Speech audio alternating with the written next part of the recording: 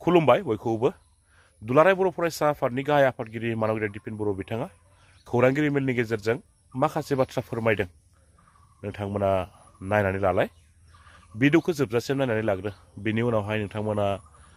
मा बुजिनो हादों, नोंथांनि गोसोआव मा साननाय सोमजिदों, नोंथांमोना कमेन्टनि गेजेरजों फोरमायलायबानो जाबाय। जे पर्बतजरा बाजबारी बाखी राइजर जी ग्रीवेन्स আছে, যিখিনি কনসার্ন আছে, যিখিনি আকাংক্ষা আছে, যি কথা, সেই কথাটো আমি ৰাইজৰ হৈ বিটিআৰ প্ৰধান প্ৰমোদ বড়ো ডাঙৰীয়া, APDCL Adani group, district commissioner Kokrajhar আৰু গোটেই এডমিনিষ্ট্ৰেশ্যন প্ৰশাসন আৰু অসম চৰকাৰ বিটিআৰ চৰকাৰক আমি স্থাপন কৰিছোঁ। ৰাইজৰ স্বাৰ্থত, ৰাইজৰ সেন্টিমেন্ট, ৰাইজৰ গ্ৰীভেন্সেছ, ৰাইজৰ আবেগ অনুভূতিক লৈ পেলাই আমি ৰাইজৰ হৈ পেলাই আমি কথাটো ৰাখিছোঁ। আৰু এই ক্ষেত্ৰত বিটিআৰ চৰকাৰে বা বিটিআৰ কৰ্তৃপক্ষই যি ভূমিক চিনাক্ত কৰি পেলাই ইয়াত পাৱাৰ থাৰ্মেল প্লাণ্ট স্থাপনৰ কাৰণে যি এটা জৰীপ কৰিছিল, ছেটেলাইট জৰীপ, সেই জৰীপৰ যোগেদি প্ৰথম পৰ্যায়ত যি মেপ আছিল সেই মেপ আমি চালোঁ। দ্বিতীয়, তৃতীয় আৰু এতিয়া চতুৰ্থ এতিয়া এটা মেপ মডিফাই কৰি পেলাই বনোৱা হৈছে। প্ৰথম পৰ্যায়ত হয় ৰাইজে আশংকা কৰা নিচিনাকে তাত কিছুমান গাঁও, কিছুমান ঘৰ, কিছুমান বাৰী মাটি, খেতি মাটি প্ৰথম পৰ্যায়ত ফাৰ্ষ্ট যেতিয়া 1-2 মাহ আগত এইটো ছাৰ্ভে কৰা হৈছিল বুলি চৰকাৰে আমাক জনাইছে, চাৰ্কল অফিচাৰে আমাক জনাইছে। এনেকুৱা এটা আছিল ছেটেলাইট মেপ। কিন্তু ৰাইজৰ যি সেন্টিমেন্ট, ৰাইজৰ যি কথাখিনি সকলো পক্ষত চাই পেলাই নিখিল বড়ো ছাত্ৰ সন্থাৰো আহ্বান আৰু দাবী আছিল। সেই দাবীক ৰক্ষা কৰি পেলাই বিটিআৰ চৰকাৰ আৰু চাৰ্কল অফিচাৰ আৰু গোটেই প্ৰক্ৰিয়াটো এতিয়া চতুৰ্থ ফৰ্থ যি মেপ তৈয়াৰ কৰা হৈছে, তাত এই অঞ্চলৰ যি পাগলীজৰা, দুখী চুখীজৰা বা যি পাৰ্টবিলাকক তাক সন্নিৱিষ্ট কৰা হৈছে, কোনো এটা গাঁও, কোনো এটা ঘৰ, কোনো এটা ইয়াত খেতি পথাৰ, বাৰী মাটি তেনেকুৱা সন্নিৱিষ্ট কৰা নাই। সকলোকে 100, 200, 300 মিটাৰ দূৰত ৰাখি পেলাই তেওঁলোকে নতুনকৈ এটা মেপ তৈয়াৰ কৰিছে। সেইটো আজি আমি জানিবলৈ পাৰিলোঁ, এইটো আমি আজি দেখিবলৈ পালোঁ। আৰু ইয়াৰ কাৰণে নিখিল বড়ো ছাত্ৰ সন্থাৰ কথাটো হ'ল যে কোনো কাৰণত ইয়াত ইণ্ডাষ্ট্ৰী স্থাপনৰ নামত, ইয়াতে এটা উদ্যোগ স্থাপনৰ নামত যাতে ৰাইজৰ ক্ষয় ক্ষতি, ৰাইজৰ যিখিনি বাৰী মাটি, ঘৰ, তেওঁলোকৰ ৰাস্তা ঘাট, তেওঁলোকৰ অনুষ্ঠান প্ৰতিষ্ঠান, খেতি পথাৰ কোনো কাৰণত যাতে সন্নিৱিষ্ট কৰা নহয়, সেই কথাটো নিখিল বড়ো ছাত্ৰ সন্থাই আগৰ পৰা ষ্টেণ্ড লৈ আহিছে। আজিও আমি ষ্টেণ্ড লৈছোঁ। আৰু ৰাইজৰ ক্ষয় ক্ষতি হোৱা নিখিল বড়ো ছাত্ৰ সন্থাই কেতিয়াও আমি সমৰ্থন নকৰোঁ। সেই কথা আমি চিধা চিধিকৈ এই কথাটো আমি প্ৰকাশ কৰিছোঁ। দ্বিতীয় কথাটো হ'ল যে ৰাইজৰ শংকা, ৰাইজৰ যি এটা ভয়, বিভিন্ন মহলত বিভিন্ন প্ৰভোগ কৰা হৈছে। কিছু কথা জেনুইন আছে, কিছু গ্ৰীভেন্সেছ জাষ্টিফাইড আছে। কিন্তু এতিয়া পৰিৱেশ পৰিস্থিতি এনেকুৱা হৈছে যে ইয়াতে আমি ক'ব নাপায়, এইটো ক'ব নালাগে, যোনটো দেখা পাইছোঁ। আৰু আমি কোৱাৰ কাৰণে কোনোবা দলে দুখ পাব নালাগে যে ইয়াত কিছুমান ৰাজনৈতিক পৰিৱেশ পৰিস্থিতি এতিয়া প্ৰভোকেশ্যন চলিছে। কিন্তু জেনুইন কনচাৰ্ণটো আছিল যে ইয়াত এয়াৰ পলিউশ্যন হ'ব নেকি, ইয়াত মানে ৱাটাৰ পলিউশ্যন হ'ব নেকি, ইয়াত লেণ্ড পলিউশ্যন হ'ব নেকি, তাৰ এছ ক'ত যাব, তাত ফ্লাইজ ক'ত যাব, তাত বতাহত কাৰ্বন ডাই অক্সাইড যাব নেকি, সেই কথাটো আজি আমি APDCL আৰু আমি আদানী গ্ৰুপৰ যি বিষয়াসকল আছে তেওঁলোকৰ পৰা আমি জানিব বিচাৰিছিলোঁ। আৰু আমাৰ পোনপটীয়া প্ৰশ্ন আছিল, সেই গোটেই প্ৰশ্ন আমি স্পষ্ট আকাৰে আমি আজি সুধিছোঁ, প্ৰশ্ন কৰিছোঁ। আৰু আদানী গ্ৰুপ আৰু APDCL ফালৰ পৰা তেওঁলোকে প্ৰকাশ কৰিছে যে মেক্সিমাম লেভেলৰ যি নতুন পদ্ধতিৰে যি এটা পলিউশ্যনৰ কথা, কাৰ্বন ডাই অক্সাইডৰ কথা, এছ ফ্লাইৰ কথা বা তাত ৱাটাৰ পলিউশ্যনৰ কথা, এই গোটেই কথাটো নতুন টেকন'লজি ব্যৱহাৰ কৰি পেলাই তেওঁলোকে এই মানে উদ্যোগ স্থাপন কৰি বা এই উদ্যোগ তেওঁলোকে স্থাপন বা চলাব, সেই কথাটো তেওঁলোকে প্ৰকাশ কৰিছে। আৰু সেইটো এটা টেকনিকেল কথা। আৰু এই কথাটোলৈ আৰু আজি আমি আলোচনা কৰিব লাগিব, এইটো একচাতে ক'ব নোৱাৰে। তৃতীয় কথাটো হ'ল যে ইয়াত আমাৰ কি বেনিফিট হ'ব। চৰকাৰে ভূমি দিব, ৰাইজে দখল কৰা ভূমি দিব, হয় ৰাইজৰ তাত নথি পত্ৰ নাই, এইটো এটা PRF আছিল, এইটো খাছ লেণ্ড আছিল চৰকাৰে এতিয়া এইটো উদ্যোগ স্থাপনৰ কাৰণে APDCLক দিব APDCL আৰু আদানী আৰু অসম চৰকাৰ BTR চৰকাৰৰ লগত এটা বুজাবুজি এটা চুক্তি হ'ব BTRবাসী ৰাইজৰ কি লাভ হ'ব বাজবাৰী বা পৰ্বজৰা ৰাইজৰ কি লাভ হ'ব সেই কথা আমি প্ৰশ্ন ৰাখিছোঁ আৰু এই প্ৰশ্নৰ উত্তৰত তেওঁলোকে আমাৰ যি দাবী আছিল যে 3rd grade 4th grade technical non technical ITR আৰু স্কিল মানে ট্ৰেইনিং থকা লেবাৰ ক্লাছৰ কথা ইয়াত কন্ট্ৰেক্টৰ যিখিনি ৱৰ্ক থাকিব আৰু ভৱিষ্যতে এই যি উদ্যোগ স্থাপনৰ বিনিময়ত যিখিনি তেওঁলোকৰ ৰেভিনিউ জেনেৰেট হ'ব চৰকাৰখনে কি পাব লোকেল স্থানীয় ৰাইজে CSRৰ পৰা ডেভেলপমেণ্টেল ইনফ্ৰাষ্ট্ৰাকচাৰ এডুকেশ্যন ছ'চিঅ' বা ইয়াত লাইভলিহুডৰ কি উন্নয়ন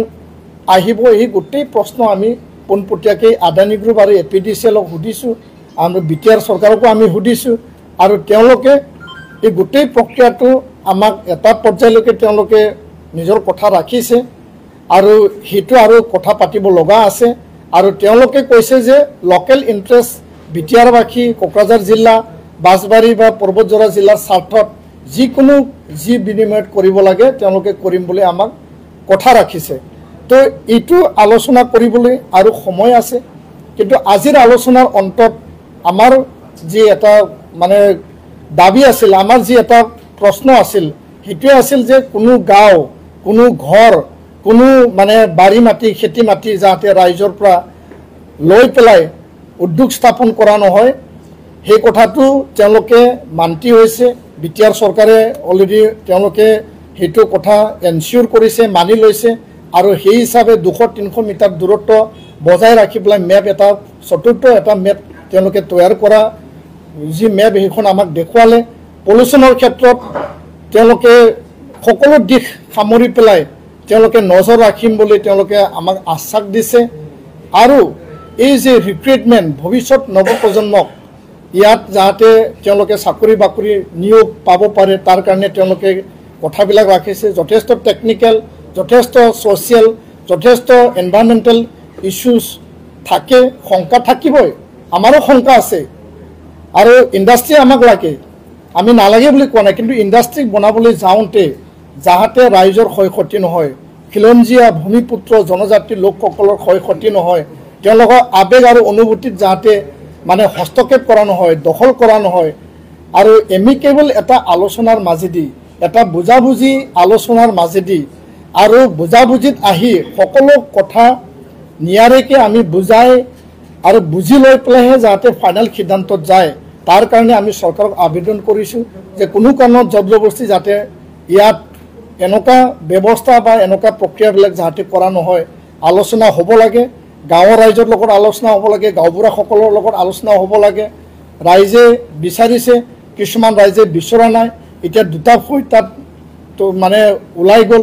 যে ৰাইজে উন্নয়ন বিচাৰে ৰাইজে ইণ্ডাষ্ট্ৰি বিচাৰে কিন্তু ইণ্ডাষ্ট্ৰিৰ নামত কিছু আমাৰ যিবিলাক মানে শংকা যিবিলাক আমাৰ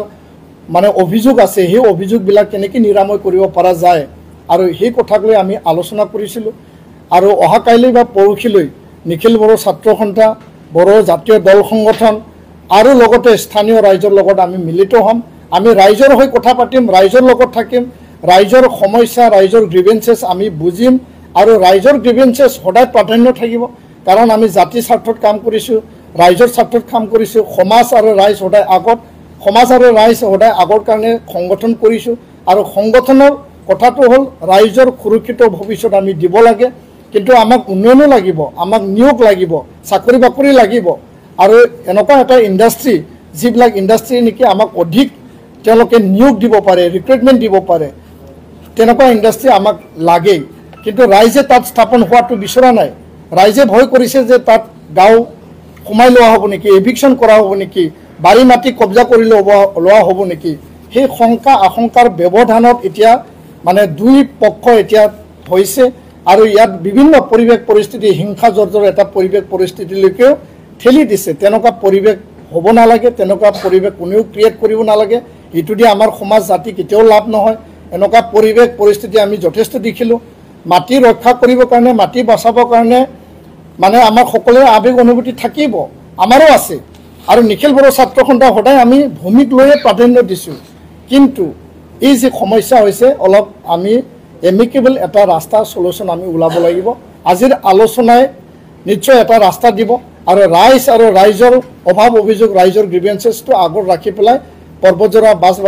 বাছবাৰীৰ ৰাইজৰ লগত আমি আলোচনাত মিলিত হ'ম আৰু তেওঁলোকে আগবাঢ়ি আহক আমিও আগবাঢ়ি যাম আমি কোনো চৰকাৰৰ মানুহ নহয় আমি কোনো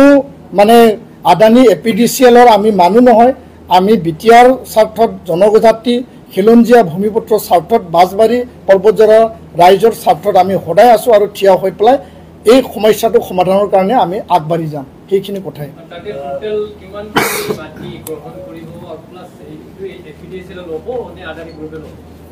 নাই আজিৰ আলোচনাত আমি সেইটো গম পালোঁ তেওঁলোকে যোনটো ব্যাখ্যা কৰিলে যে বিটিআৰ চৰকাৰে এপিডিচিএলক ৩,৪০০ ভূমি তেওঁলোকে হস্তান্তৰ মানে দিব আৰু এই হস্তান্তৰ যে দিয়া ভূমি সেই দিয়া ভূমিটো এপিডিচিএলক দিব এপিডিচিএলে আদানী গ্ৰুপ বা অসম চৰকাৰ বা বিটিআৰ চৰকাৰৰ লগত তেওঁলোকে বুজাবুজি এটা প্ৰক্ৰিয়া তেওঁলোকে কৰিব তো সেইখিনি কথা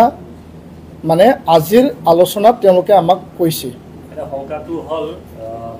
যে জাৰখানতো এনেকুৱা সেম কেছ মানে আদানী আৰু এপিডিচিএলক মানে মাটি দিছিল আৰু এতিয়া তাতে টানেল পাৱাৰ প্ৰজেক্টও হৈছে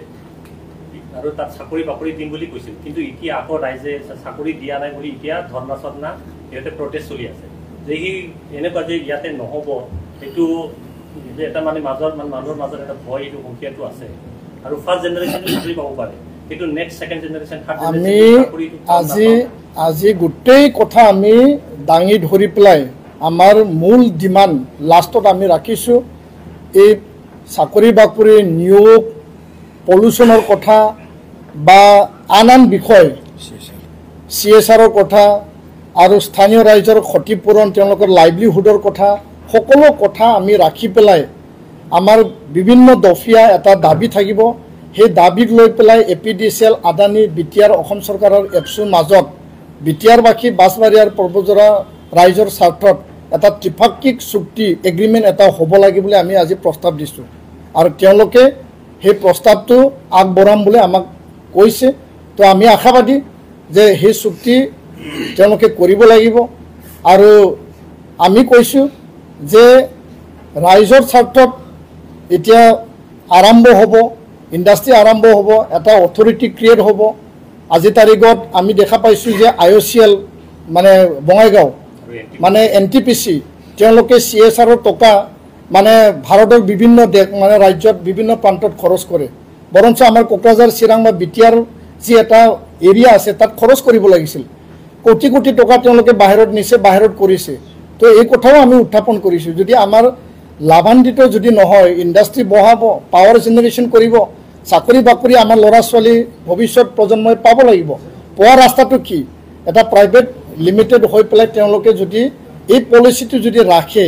আৰু পলিচিটো আমাৰ লগত যদি এগ্ৰিমেণ্ট কৰে আৰু এই CSR প্ৰজেক্টটো তেওঁলোকে লোকেল স্বাৰ্থত শিক্ষা অৰ্থনীতি লাইভলিহুডত যদি কৰে সেই কৰাৰ কাৰণে আমি দাবী জনাইছোঁ আৰু ইয়াৰ কাৰণে এটা এগ্ৰিমেণ্ট বুজাবুজি হ'ব লাগিব বুলি আমি আজি প্ৰস্তাৱ দিছোঁ দাবী জনাইছোঁ অকল ট্ৰাইবেল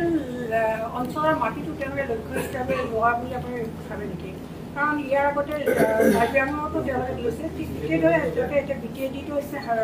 আৰু কি কয় হাফলং ডিমা হাছাওতো লৈছে অকল ট্ৰাইবেলৰ মাটিটোকে তেওঁলোকে কিয় লক্ষ্য হিচাপে লৈছে নাই ট্ৰাইবেলৰ মাটি সুৰক্ষিত কৰিবৰ কাৰণে আমি যোৱাকালি CC2I এটা মানে মিটিং বহিছোঁ coordination committee of tribal organisation of Assam আমাৰ ট্ৰাইবেল বেলেন ব্লকৰ মেপ আমি বিচাৰিছোঁ আৰু লগে লগে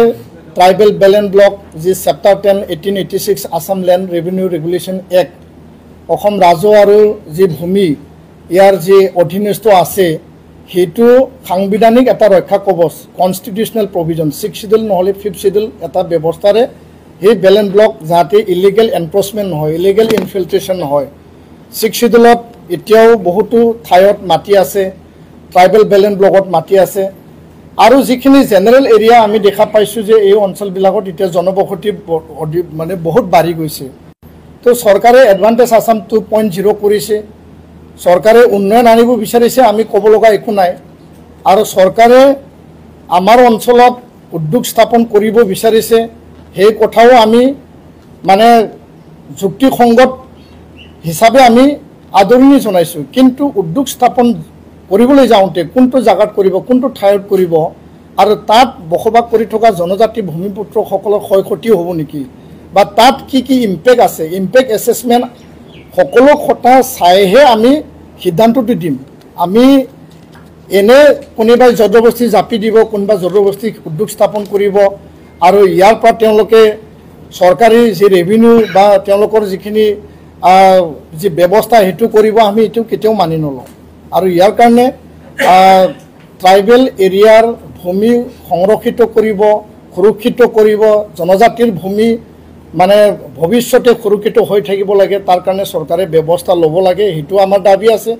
আৰু উদ্যোগো আমাক লাগিব য'ত নেকি কোনো ইম্পেক্ট নাহে য'ত নেকি কোনো সমস্যা নাহে তেনেকুৱা এটা এমিকেবল ৰাস্তা ওলাই পেলাই উদ্যোগ আমাক লাগিব কাৰণ তাত ৰেলৱে কোচ ফেক্টৰীও হ'ব আৰু তাত যদি এইটো থাৰ্মেল পাৱাৰ প্লাণ্ট যদি হয় তো তেতিয়া আমাৰ এই অঞ্চলৰ উন্নয়ন মানে আগবাঢ়িব আৰু ৰাইজৰ বা ল'ৰা ছোৱালীৰ নৱপ্ৰজন্মৰ নিয়োগ বা তেওঁলোকৰ চাকৰি বাকৰি ৰাস্তা খোল খাব এইটো আমি ভৱিষ্যতটো আমি দেখা পাই পেলাই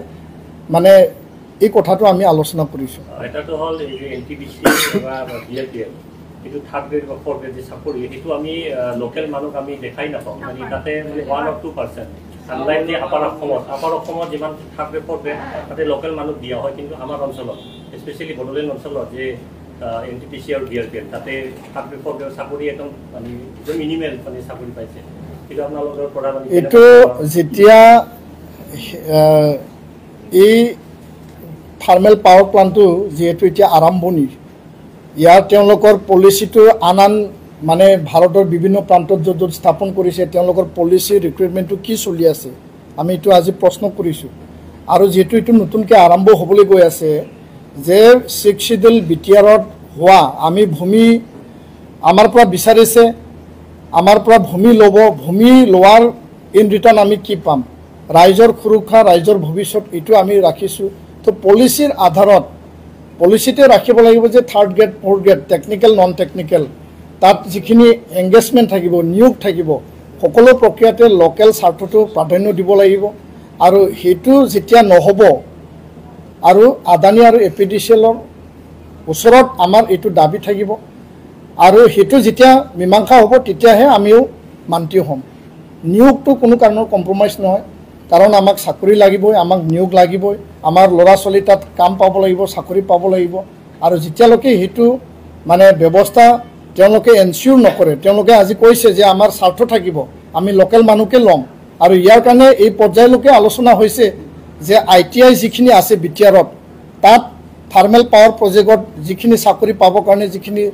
স্কিল লাগে সেই স্কিল কোৰ্চখিনি আৰম্ভ কৰা যাওক তেওঁলোকে আৰম্ভ কৰক সেই কথালৈকে আমি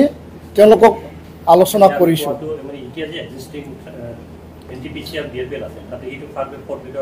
NTPC আৰু IOCLৰ ক্ষেত্ৰত আমাৰ দাবী অলৰেডি আছে এবাৰ নহয় দুবাৰ আমি আন্দোলনো কৰিলোঁ আৰু এনেকুৱা আন্দোলন আমি কৰি আহিছোঁ মানে জাতীয় আন্দোলন সাংবিধানিক ৰাজনৈতিক অধিকাৰৰ কাৰণে আন্দোলনৰ পিছৰ শান্তিৰ পিছৰ এতিয়া উন্নয়ন বা ইণ্ডাষ্ট্ৰিয়েলাইজেশ্যন মানে ইণ্ডাষ্ট্ৰি কেনেকৈ বহাব ক'ত বহাব মানে কেনেকৈ বহালে ভাল হ'ব সেইটো বিটিআৰবাসী ৰাইজে সিদ্ধান্ত ল'ব বিবেচনা কৰিব আৰু সেই হিচাপে যাব আমাৰ ভৱিষ্যত আমি নিৰ্ধাৰণ কৰিম আৰু ইয়াৰ কাৰণে IOCL আছে NTPC আছে তেওঁলোকৰ বিষয়াসকল আহে তেওঁলোকে 2-3 বছৰৰ কাৰণে আহে তেওঁলোকে ইয়াৰ মানুহখিনিৰ স্বাৰ্থটো সদায় প্ৰাধান্য দিব লাগে এনেকুৱা নহয় যে তেওঁলোকে ইয়াত স্থাপন কৰিছে উদ্যোগ নিজৰ স্বাৰ্থটো সিদ্ধি কৰিছে ৰাইজৰ স্বাৰ্থটো সিদ্ধি কৰা নাই আমি কেতিয়াও মানি নলওঁ এই ক্ষেত্ৰতো আমাৰ দাবী আৱাজ থাকিব আৰু ভৱিষ্যত দিনত IOCL আৰু NTPCয়ে